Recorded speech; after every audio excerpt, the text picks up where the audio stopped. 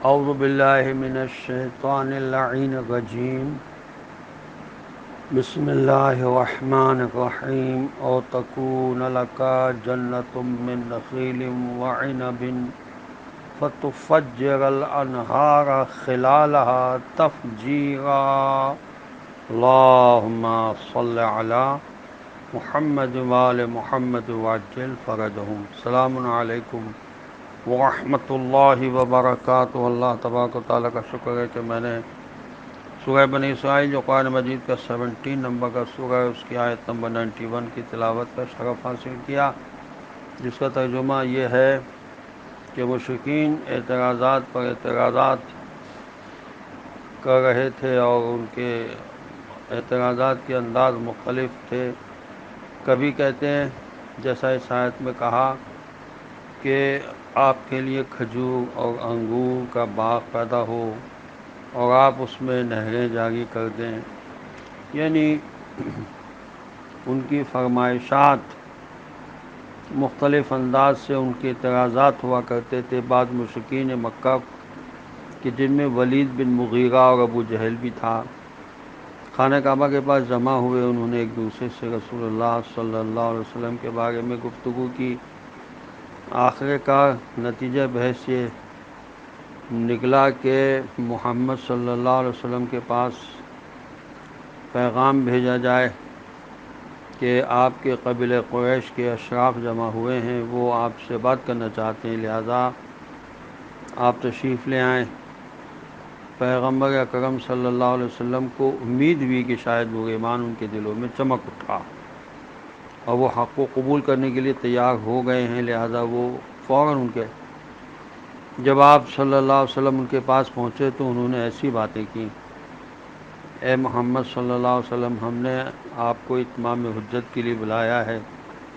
ہم کسی ایسے شخص کو نہیں جانتے کہ جس نے اپنے قوم و قبیلے کو اتنی تکلیف پہنچائی جتنی آپ نے پہنچائی ہے۔ آپ نے ہمارے خداؤں کو معاذ اللہ برا بھلا کہا، ہمارے دین کا مذاق اڑایا، ہماری عقل کو حماقت قرار دیا اور اتحاد میں نفاق کا بیج بویا۔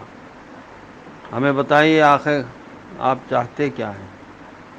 آپ کو دولت کی ضرورت ہے تو ہم اتنی دولت دے دیں گے کہ آپ بے نیاز ہو جائیں۔ مقام و منصب چاہتے ہیں تو ہم بہت بڑا منصب دینے کو تیار ہیں۔ کوئی نفسیاتی تکلیف ہے معاذ اللہ تو ہم اس کا علاج کرنے کے لیے تیار ہیں۔ پیغمبر اکرم صلی اللہ علیہ وسلم نے فرمایا ان میں سے کوئی بھی مسئلہ نہیں، خدا نے مجھے تمہاری طرف بھیجا ہے اور آسمانی کتاب مجھے دی ہے، اگر اسے قبول کر لو تو اس میں تمہاری دنیا و آخرت کی بھلائی ہے، اور اگر تم قبول نہیں کرو گے تو میں صبر کر لوں گا یہاں تک کہ خدا تمہارے اور میرے درمیان فیصلہ کر دے گا۔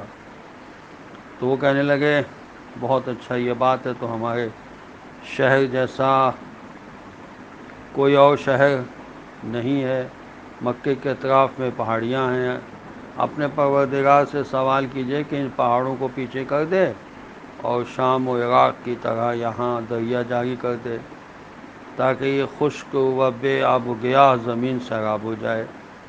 نیز اس سے یہ بھی تقاضا کر دیجئے کہ ہمارے بڑوں کو زندہ کر دے، البتہ ان میں قصی بن کلاب ضرور ہو، کیونکہ وہ سچا بزرگ تھا، تاکہ ہم اس سے پوچھیں کہ آپ جو کچھ کہتے ہیں وہ حق ہے یا باطل۔ رسول اللہ صلی اللہ علیہ وسلم نے بے اعتنائی سے فرمایا میں ان کاموں پر مامور نہیں ہوں۔ وہ کہنے لگے اگر ایسا نہیں کرتے تو کم از کم اپنے خدا سے کہیے کہ کوئی فرشتہ بھیج دے کہ جو آپ کی تصدیق کرے، علاوہ ازیں ہمیں باغات اور خزانے اور سونے کے محلات دے دے۔ تو آپ صلی اللہ علیہ وسلم نے فرمایا میں ان امور کے لیے مبعوث نہیں ہوا ہوں، میں خدا کی طرف سے ایک دعوت لے کر آیا ہوں، اگر قبول کرتے ہو تو خوب، ورنہ خدا میرے اور تمہارے درمیان فیصلہ کر دے گا۔ وہ کہنے لگے پھر جیسا کہ آپ کا گمان ہے کہ آپ کا خدا جب چاہے ہمارے سروں پر پتھر گرا سکتا ہے یا آسمانی پتھر ہمارے سروں پر برسا دیجیے۔ آپ صلی اللہ علیہ وسلم نے فرمایا یہ کام خدا سے متعلق ہے، وہ چاہے تو کرے گا۔